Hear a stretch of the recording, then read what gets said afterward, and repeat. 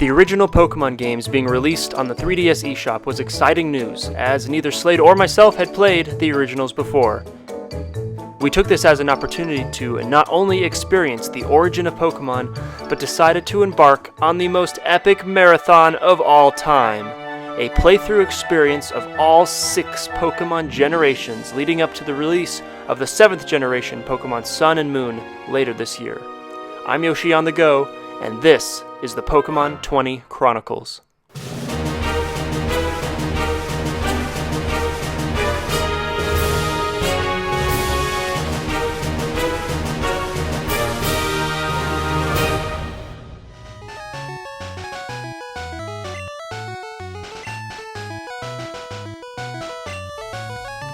They revealed, red and blue and yellow, they're all coming to the virtual console. I was really excited about that because before that, really the earliest game in the series I'd played was like Gold, Silver, the original Stadium.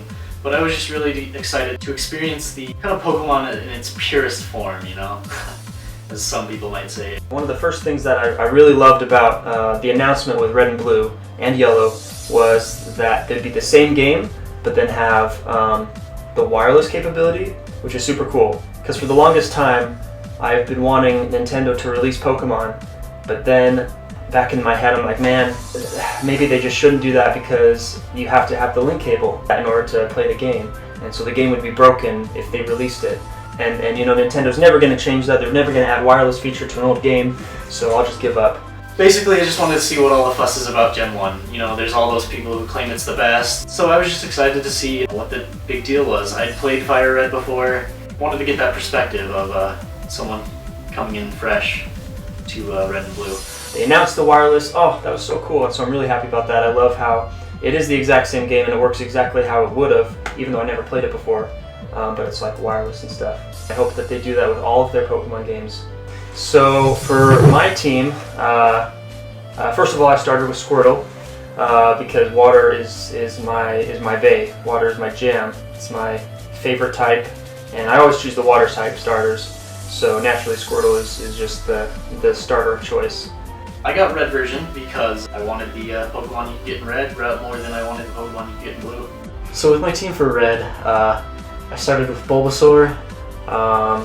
And then along the way, I immediately picked up Pidgey, mainly because first of all it can fly, and second of all, I would never normally use a Pidgeot in the gameplay. But one thing I'm excited about this series is that we're going to use a lot of Pokemon we wouldn't normally use, and so Pidgeot certainly qualifies for that. Squirtle I'd used so many times, he's definitely my favorite of the 3. Charmander, he's the popular choice. Maybe a little overrated. And Bulbasaur is really kind of an interesting case. I've always liked him, I just never gotten the chance to use him. And there's kind of a theme with my team that I unintentionally happened upon, and that is just a bunch of Pokemon that I've always wanted to use, never really gotten around to it. I also really wanted Growlithe, just because I've never used him before, and he's a dog and super cute, and I wanted to name him after my dog Norman. Early on it was fairly easy, just Bulbasaur did pretty good against Brock. Then I got to Mount Moon, caught a Clefairy, so I was happy with Bulbasaur as my choice. Clefairy was doing pretty good. I also really like Sandshrew, and I have used him a lot before, but I like, what the heck, I'll use him anyways. Later on though, I swapped him out for a Nidoking. I just wanted to use him instead. Got past Cerulean City, and from there I was kind of like, well, we got a lot of special, maybe even it out with physical attack. So I thought Mankey. And eventually when we got the Eevee through the secret, the back door, wherever that is, in Vermilion City or Celadon, or I don't know where it is. Another Pokemon, I've always wanted to use him, never got to. Then just moved on, and everything went pretty smoothly, and I was proud of my team. I was looking through all the Pokemon, and I didn't want to use any of the electric Pokemon that they had. I didn't want to use Raichu or Electrode. I've used Magnemite a ton in Fire Red and a little bit in Diamond, and so I didn't want to use him, and I just didn't like any of them. And then I remembered about Jolteon, like, oh yeah, Jolteon, and so Jolteon was perfect. And so that's why I chose Jolteon, and also to balance it out, because I had to have an electric team to balance all those other guys. So everything's going pretty well. After the Thunder badge, I decided to catch myself a Hypno. Psychic type, you know, it's Gen 1. You gotta have one on the team, otherwise you're doing it wrong. From there was a pretty sizable gap until I filled out the rest of my team with Rhyhorn and Dratini. Since both of those Pokemon are caught in the Safari Zone, that was fun. And then to round it off, I also have Alakazam, which was something that I decided before I started playing. I really wanted to catch Abra, because his special attack is just crazy good. And I've never used him before, so that was a natural fit. At this point, I'm in Fuchsia, just kind of deciding whether or not there's anybody I want to switch out, or if I'm satisfied with the team. Eventually, after I beat Koga and Sabrina, I was kind of feeling not too great about my choice with Drowsy. On my way to Seafoam Island, I decided to pick me up a Staryu. Again, another Pokemon I've always wanted to use, never got around to it. I just decided to stick with it from there. And so for Squirtle, I named him Chaps. After my turtle, I had a little turtle named Chaps. And so that's where that nickname came from. And so even though he was a box turtle, like a desert turtle, sort of, it's a turtle, so, you know, I'll just name him Chaps. So that was perfect. And then, of course, Growlithe and Arcanine, I named him Norman, after Norman. Makes sense, because they're both cute dogs, and they're super awesome. So that was a really easy fix. And then I also had a bird once, a long time ago.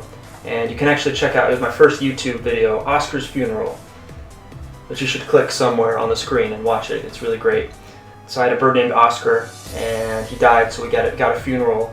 And right around the time I filmed it, I was like, you know, I should start YouTube. And that was like 9 years ago. So yeah, you should go watch that. So Oscar was an easy fix for me. The other three, though, were a little bit hard. What should I name Jolteon? And then Nidoking, like, what on earth would I name Nidoking? Like, I have no idea. And Alakazam, of course, like, that's a humanoid thing. What should I name him? And so for these names, I just went with Jolteon. I named him Thor, because that's the only thing I could think of at the time, the god of thunder. And then Nidoking, eventually I decided to name Godzilla, because my dad and I would spend a lot of time when I was a kid going to like the video store and renting Godzilla on VHS. And there were dozens and dozens of these Godzilla videos, movies at the local video store. And so we'd spend probably a couple times a month, we'd go there, rent a Godzilla video, and then watch it. And we do that all the time. And so I've got very fond childhood memories of Godzilla. And then, of course, for Alakazam, well, he's like a magical psychic dude. And what better to name him after than Harry Potter? So I named him Harry after Harry Potter, because that's also a childhood thing. Those are the nicknames, that's why I nicknamed him. For nicknames, I'm really bad at coming up with names. Bulbasaur, I just named him Sprouts because, well, he's got a sprout on his back. And with Clefairy, I just named it Milky Way. Kind of took a page out of Chugga Conroy's book, because not only did I see him use one in Platinum, which made me want to use one. He's from space. Milky Way, I guess that's good enough. Mankey.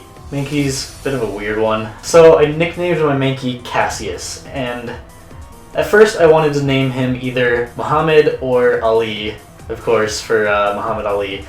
But then I did a little research, and I found out that his real name is Cassius, so I decided to just name it that. You know, I was kind of feeling bummed. I had just gone through the Safari Zone looking for Rhyhorn, looking for Chansey, you know, just because we're trying to fill out the Pokedex, you know, oh, we gotta catch all these. Rhyhorn, I wanted it for my team. And I was just kind of discouraged, and I'm not going to worry about Chansey and stuff for now. I'm just going to go try and catch Dratini. Cast my rod out there, reeled in a Dratini, and caught it on my first try. So I nicknamed it Destiny because I thought that was pretty fitting. I did spell it with the T-I-N-I at the end just to be a little more cheesy about it. So after that, I was just moving on to Seafoam Island, caught Staryu, as I said. And this one comes from Xenoblade Chronicles X, which I fell in love with as soon as it came out. The class I went with was the Galactic Knight. That was the path that I was going down. A bunch of the moves in it had the name Starfall, like Starfall Blade, Starfall whatever. Anyways, nicknamed it Starfall after like those moves, just because that's the best I could come up with. Hey guys, thanks for watching. yoshionthego here. This whole entire video project has been a long time coming, and we've got a lot more coming your way. So you can click here on the screen at any time to check out the next episode. Slade and I will be playing through all 6 generations of the Pokemon games leading up to Gen 7, Pokemon Sun and Pokemon Moon, and we couldn't be more excited. If you liked the video, you know what to do. Smash that like button and consider subscribing to this channel. I've got a lot more video game stuff coming other than the Pokemon 20 series. So thanks so much, and goodbye.